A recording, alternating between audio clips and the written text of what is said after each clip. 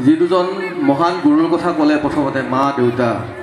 আমিও শ্ৰদ্ধা কৰিছোঁ মন্দিৰ পৰিচালনা সমিতিৰ তৰফৰ পৰা যদি মা আছে মাক এবাৰ চিনাকি কৰি দিওঁ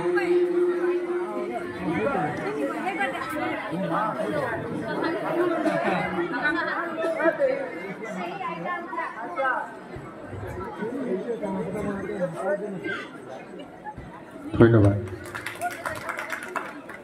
আৰু দ্বিতীয়তে হৈছে পেপেপে যিটো নাম পৰিৱেশন কৰাৰ কথা ক'লে সেইটো আমাৰ যিমানখিনি দৰ্শক আছে গোটেইখিনি দৰ্শকে বিচাৰিছে গতিকে আমাৰ ফালৰ পৰা অনুৰোধ তেখেতে যাতে লাষ্টত হ'লেও সেই নামটো পৰিৱেশন কৰে আৰু লগে লগে আৰু এটা কথা কওঁ আমি এতিয়া এই কথাটো উলিয়াব নালাগে যদিও মানে মন্দিৰ পৰিচালনা সমিতিৰ তৰফৰ পৰা ভাবিছোঁ আৰু তেখেতক এতিয়া আশীৰ্বাদ স্বৰূপে কথাটো ক'বলৈ তেখেতৰ যোৱা এদিন নে দুদিন কিবা এটা ভিডিঅ' এটা মানে ভাইৰেল হৈ গৈছিলে গতিকে তেখেতক সেই ভিডিঅ'টোৰ যিটো ভাইৰেল হ'ল বা যিটো ট্ৰল আহিলে সেইটোত তেখেতক বিচলিত নহ'বলৈ আমি আহ্বান জনাইছোঁ আৰু আমাৰ মন্দিৰৰ ফালৰ পৰা তেখেতলৈ এইটো আশীৰ্বাদ থাকিব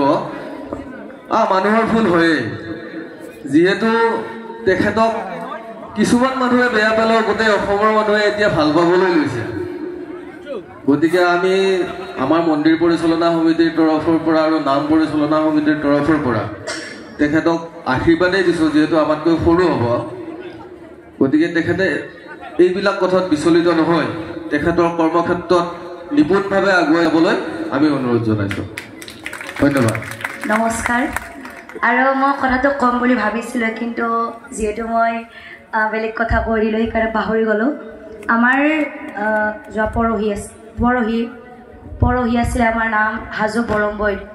আৰু মোৰ লগতে সহযোগী শিল্পী এজনী আছিলে কিন্তু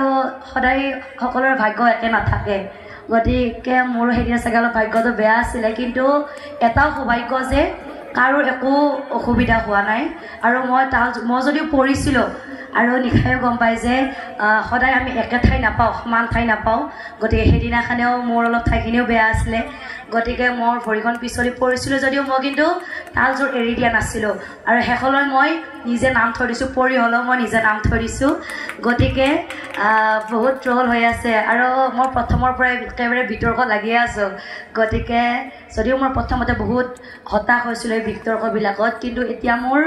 এটা অভ্যাস যেন হৈছে মোৰ মানে বিতৰ্কবিলাক গতিকে ৰাইজে ৰজা গতিকে আপোনালোকেও আশীৰ্বাদ কৰিব সদায় যাতে এনেদৰে আগুৱাই যাব পাৰোঁ আৰু আপোনাক পৰিণাম পৰিৱেশন কৰি থাকিব পাৰোঁ ধন্যবাদ